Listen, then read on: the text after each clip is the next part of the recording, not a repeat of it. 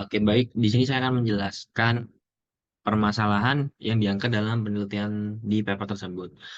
Seperti yang disebutkan di judul tadi, itu sebenarnya persepsi biaya perjalanan dan transformasi Box-Muller pada pengambilan sampel acak model pemilihan rute dan pembebanan stokastik.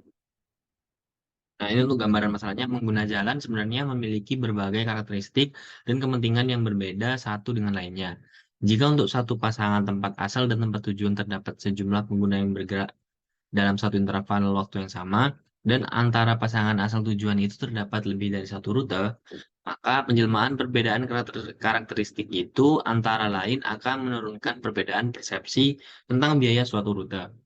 Nah, perbedaan persepsi ini akhirnya akan menimbulkan perbedaan pilihan rute yang membentuk kelompok pemilih untuk masing-masing rute yang ada. Nah, kenyataan inilah yang diusahakan untuk dimodelkan oleh model pemilihan rute yang antara lain digunakan untuk simulasi pembebanan lalu lintas atau traffic assignment dalam model perencanaan transportasi.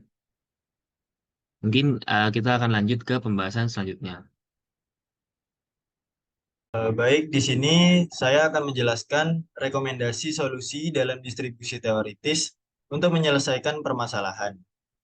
Yang pertama ada penggunaan metode Box-Muller. Dalam metode ini mengubah dua angka acak terdistribusi seragam menjadi dua angka acak terdistribusi normal secara independen. Yang kedua ada transformasi rute.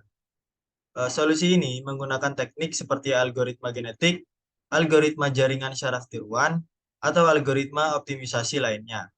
Ini akan membantu dalam memilih rute yang optimal berdasarkan kriteria tertentu, seperti contohnya jarak tempuh terpendek atau waktu tempuh minimum. Selanjutnya yang ketiga, ada pembobotan stokastik. Untuk solusi yang ketiga ini menggunakan metode seperti metode Monte Carlo atau analisis sensitivitas stokastik. Metode Monte Carlo memungkinkan kita menghitung distribusi probabilitas hasil yang mungkin dari suatu model berdasarkan variasi acak pada parameter masukan. Analisis sensitivitas stokastik ini membantu dalam memahami pengaruh variasi acak pada hasil model dan membantu mengidentifikasi faktor-faktor yang memiliki dampak signifikan. Lalu yang keempat ada pemilihan rute. Untuk solusi ini biasanya menggunakan metode seperti algoritma Dijkstra, algoritma Bellman-Ford, atau algoritma A-star. Algoritma-algoritma tersebut dapat membantu dalam menemukan rute terpendek atau rute dengan biaya minimum berdasarkan informasi yang diberikan. Yang kelima atau yang terakhir, ada analisis probabilitas. Untuk mempelajari sebaran persepsi biaya perjalanan, solusi ini melibatkan penggunaan distribusi probabilitas untuk menggambarkan variasi dalam biaya perjalanan yang mungkin terjadi. Dengan demikian, kita dapat memperoleh pemahaman yang lebih baik tentang risiko dan ketidakpastian dalam perencanaan perjalanan. Selanjutnya akan dijelaskan oleh rekan saya. Nah, selanjutnya adalah metode yang digunakan untuk mengimplementasikan solusi distribusi teoritis. Metode yang lazim digunakan untuk membangkitkan sampel acak dari distribusi normal standar adalah dengan menggunakan hubungan yang disebut dengan transformasi Box-Muller. Box-Muller umumnya diekspresikan dalam dua bentuk. Pertama, bentuk dasar seperti yang diberikan oleh Box dan Muller mengambil dua sampel dari distribusi seragam pada interval 0, 1 dan memetakannya ke dua sampel standar terdistribusi normal.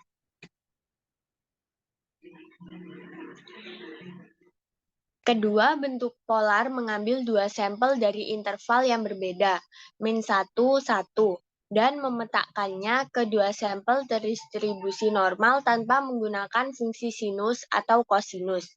Metode ini dapat digunakan dalam mencari solusi persoalan transportasi, di mana biaya transportasi atau komponennya mengandung ciri stokastik dan dimodalkan sebagai pengubah acak terdistribusi normal. Oke, yang selanjutnya itu adalah hasil dan analisis terkait dengan implementasi solusi distribusi teoritis.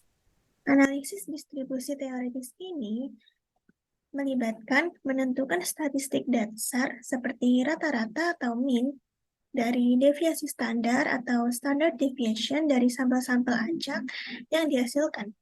Rata-rata dari sampel-sampel ini akan memberikan perkiraan rata-rata biaya perspeksi subjektif dari ruas jalan.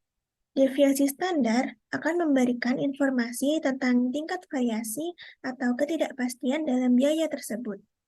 Selain itu, distribusi teoritis ini dapat digambarkan dengan menggunakan grafik histogram atau kurva distribusi normal. Histogram akan menunjukkan bagaimana sampel-sampel acak tersebar di sepanjang rentang biaya. Sedangkan kurva distribusi normal akan memberikan gambaran visual tentang bentuk distribusi tersebut.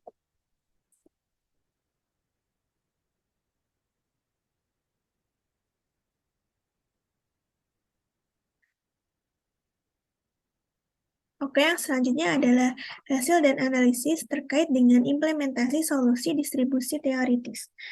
Analisis distribusi teoritis ini melibatkan menentukan statistik dasar seperti rata-rata atau mean dan deviasi standar atau standard deviation dari sampel-sampel acak yang dihasilkan. Rata-rata dari sampel-sampel ini akan memberikan perkiraan rata-rata biaya persepsi subjektif dari ruas jalan. Deviasi standar akan memberikan informasi terkait dengan tingkat variasi atau ketidakpastian dalam biaya tersebut. Selain itu, distribusi teoritis ini dapat digambarkan dengan menggunakan grafik histogram atau kurva distribusi normal. Histogram akan menunjukkan bagaimana sampel-sampel acak tersebar di sepanjang rentang biaya, sedangkan kurva distribusi normal akan memberikan gambaran visual tentang bentuk distribusi tersebut. Baik, di sini saya akan menyampaikan kesimpulan dari artikel yang sudah kami bahas. Yang pertama yaitu suatu sistem atau proses stokastik dapat dicirikan dengan salah satu perubahan berbentuk distribusi probabilitas. Yang kedua, distribusi normal telah terbukti dapat mendeskripsikan suatu gejala alam dengan baik dan juga dapat dipakai untuk memodelkan sebaran persepsi pengguna jalan tentang biaya suatu ruas atau rute. Yang ketiga yaitu pengambilan sampel acak dari suatu distribusi ini menggunakan biaya persepsi ruas jalan dapat dilakukan dengan menggunakan bilangan acak. Lalu yang selanjutnya yaitu bilangan acak sendiri terdistribusi seragam dapat digunakan dalam pengambilan sampel acak dari peubah stokastik terdistribusi normal, yaitu dengan melalui transformasi Box-Muller. Transformasi Box-Muller sendiri dapat dilakukan dengan menggunakan dua bilangan acak yang masing-masing bersifat independen, yakni dengan seed yang berbeda. Lalu selanjutnya yaitu transformasi Box-Muller dapat digunakan untuk pengambilan sampel acak suatu peubah atau komponen peubah yang berciri stokastik, di mana ketidakpastiannya ini dapat dikodekan melalui distribusi probabilitas yang berbentuk distribusi normal.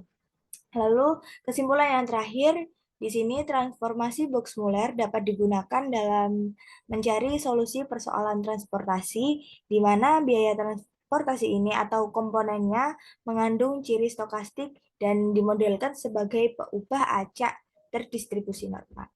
Baik, sekian dari saya. Terima kasih.